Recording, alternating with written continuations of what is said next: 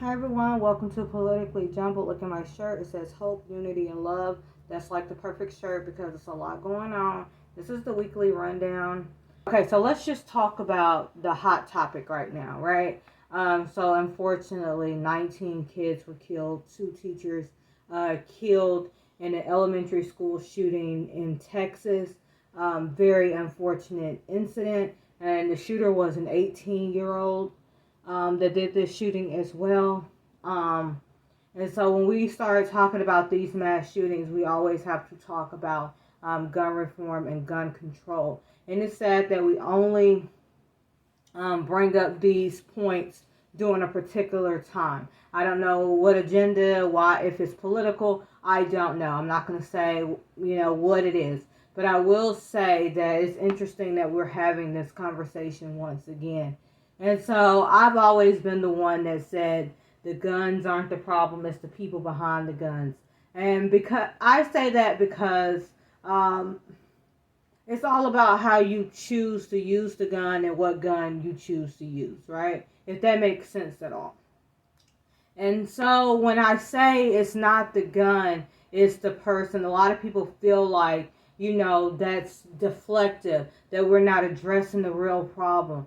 No, you guys focused on the guns is not addressing the problem. We have a problem in society where people are extremely violent, aggressive, frustrated, hateful, evil, whatever it is, right? And they can commit such a violent act. So those are the things that we should be talking about. What contributes? What contributes to that? Right? I do think that, like when we think about the Democrats, right? They're thinking about background checks. They're thinking about mental health screening. They're thinking about restricting guns, maybe putting an age limit, restricting what guns people can get and things like that. And then you have the Republican. They're like, oh, a good guy with a gun can stop the bad guy with the gun type of thing, right? And maybe the solution lies somewhere in the middle. I don't know. But I know us talking about gun reform, gun control, all of these years has been nothing but talks and nothing has really happened. But we have gotten progressively worse as far as human beings. When we think about people and the way that people are and stuff like that, our culture, even in this society, a lot of people are like, well, other countries are like this, other countries are like this. And I'm like, well, when we think about like Americans and what they're known to be bullies, they're known to be disrespectful, to steal, kill, whatever to get what's theirs, right? That's what American culture is like centered around. It's very barbaric. And so I don't know why people act like we haven't been showing out like for years or like the beginning of time. Why are we acting like we're in a new America and that, we're in some utopia where evil people don't exist and things like that? I just think it's weird that when we have these conversations, we do not speak of the world that we live in. We speak of a fictional world where everything is all gravy and we're living in perfect harmony. And I would love to get to the day where we are doing that. But we're not in that type of society right now. And so when we think about laws, like I said in my previous video, we have a criminal justice system and a criminals for a reason, and it's because they don't follow laws. So if we think that putting these laws in place, is that going to deter people from getting a weapon and committing the act that they want to commit? For example, this kid in the recent one, the elementary school shooting, they're saying 30 minutes before he did this, he put on there that he was going to go shoot up the school. So he had already put his mind to it. He had the plan in place. So within 30 minutes, he didn't change his mind. He still went in there to do exactly what he wanted to do. Now, he did legally get his firearms. But I'm wondering, would these people do the same? Would they try to go and get a weapon just to commit this act anyways? We can't be sure. We really don't know. But what I do know is that when people want to do something, especially evil, they're going to go do it because they're not acting out of their own accord at that point, if we're being honest. And so when the conversation is shifted towards laws, We have to that there are so many laws on the books already. So many laws. And a lot of laws have loopholes. They have flaws. So, we're never going to create a flawless system here. And when we're talking about mental health checks, I have to laugh because we are the worst when it comes to mental health. Mental health in America is a joke. We have the most broken system there is. Like, we do not care about the mentally ill. We gave them pills, closed their facilities, and told them to figure out life on your own. That's what America did to the mentally ill.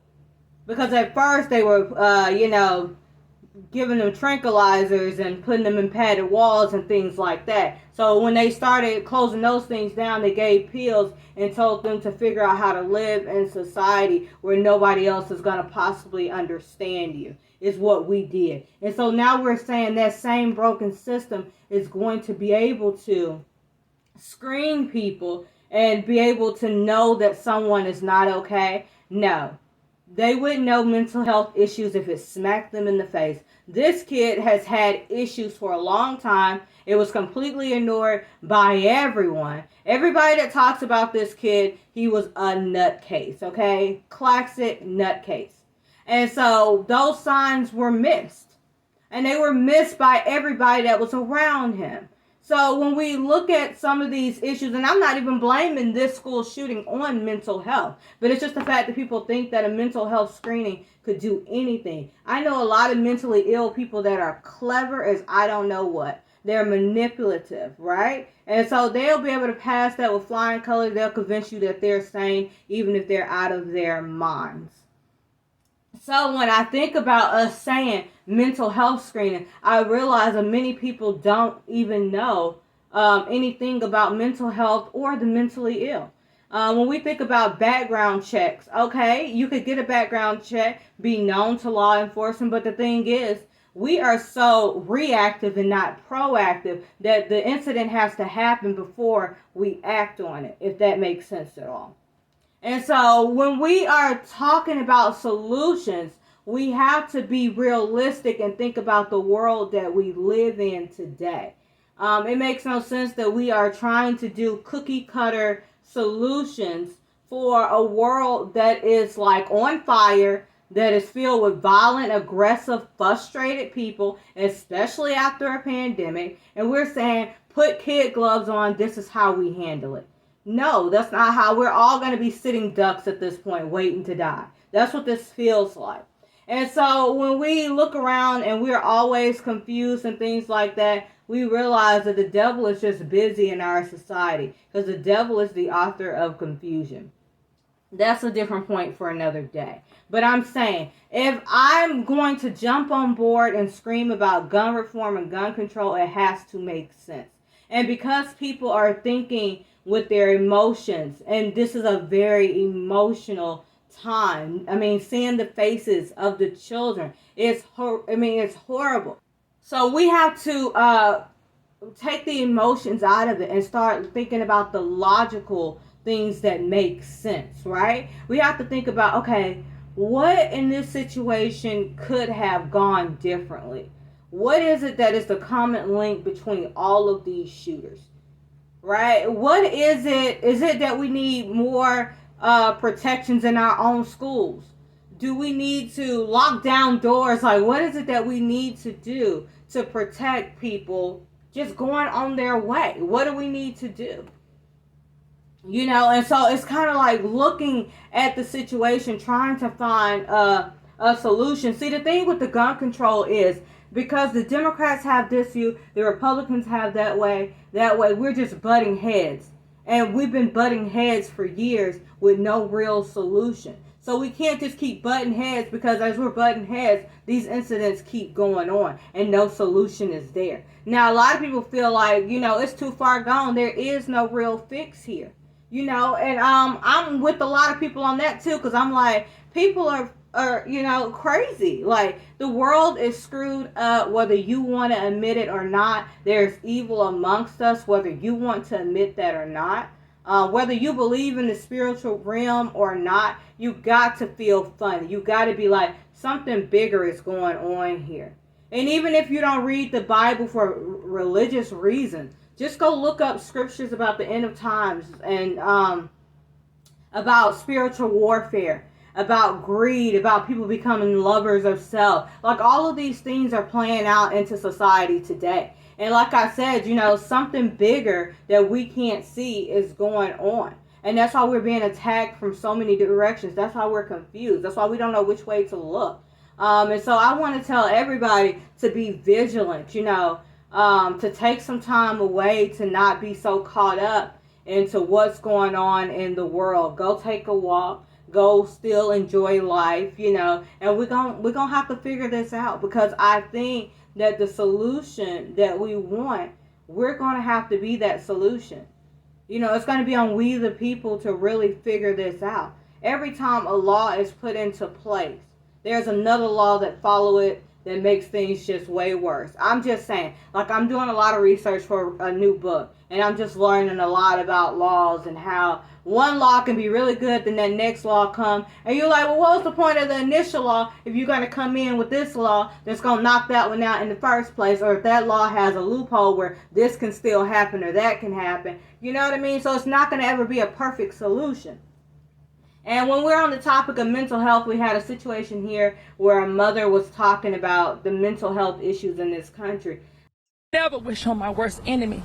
Quentin and Maya Cullens say they're devastated. The couple learned their son, 22-year-old Nigel Cullens, was the man killed by an Atlanta police officer Wednesday night at the Fogo de Chao on Piedmont Road. I don't want to see another mother that's out there struggling, and their worst fear is being killed by a cop. Nigel's mom says she called Atlanta police just hours before he was shot and killed. She says her son has mental health issues and was not doing well on Wednesday. She says she called 911 to get him taken to a mental health facility. My biggest fear when I got on the phone with them, I said he's an African-American male. Please make sure whoever shows up is trained and knowledgeable. There was a mom that was talking about, her son, it was a restaurant here in Atlanta. So she called 911. To get her son help, tried to get him to stay in his apartment. They didn't show up. He ended up going to a restaurant. He was acting rowdy. He shot a security guard, and then he was later shot and killed by police. And this mother was expressing her anguish about how broken the mental health system is here in America. And a lot of people couldn't even understand her plight because they could only think about, well, your son just tried to harm someone, which is true. But have we had some type of mental health system in place in this country where people can get help and people are properly trained to deal with the mentally ill? We can have a better society some type of way, because you cannot just, because of the issues I went through with mental health, I kind of understand this a little bit better. But I'm saying, like, we have to really fix so many systems in America just to fix one issue, is what I'll say. I'm going to leave it there. In America, we have to fix 6 systems in order to get the one that is broken fixed. Okay? So think about that. For example, if we're thinking about the housing crisis now that everybody is ignoring, there's a labor shortage, there's a material shortage. They are not building starter homes, single-family homes. They're focused on high-end luxury building. All of these things are contributing to a shortage of rentals, people not being able to find affordable housing, right? But in order to address the needs of everybody, we will have to fix several systems just to fix the housing system. So we have to address the labor shortage. So we're going to have to figure out some type of program that can train people to do this, right? A lot of people are saying it's because of the mass deportations. That's why that happened. I'm not being racist. That's really an article that I saw. So is there a way that we can fix the system where people are able to come here on a visa to work in construction, kind of like they do for, like, other people for technology and things like that? So it's just like, it's so many systems in America that intermingle with one another, this hand feeds that hand type of thing, that it's going to be extremely hard to really fix one system with one law and one solution. It just does not work that way. The background check thing is interesting too, because even with a background check, the Buffalo shooter was able to legally get a gun. So when we think about these different systems that have to be in place in order to even say that this will solve the gun control crisis, we are talking about a lot of work that has to be done. And this is why people don't realize why conversations have stalled and while nothing is being done. But while nothing is being done, we should be showing compassion to one another. We shouldn't be lovers of self. We should be caring about our neighbors. We should be caring for the greater good. We should be kind. We shouldn't be judging people, putting other people down, tearing people down. That's where a lot of this violence, anger, aggression, hopelessness, all of that is coming from the way that we treat one another. So when we talk about other cultures don't have a mass shooting problem, what is their society like? How do they treat one another? What is their culture like?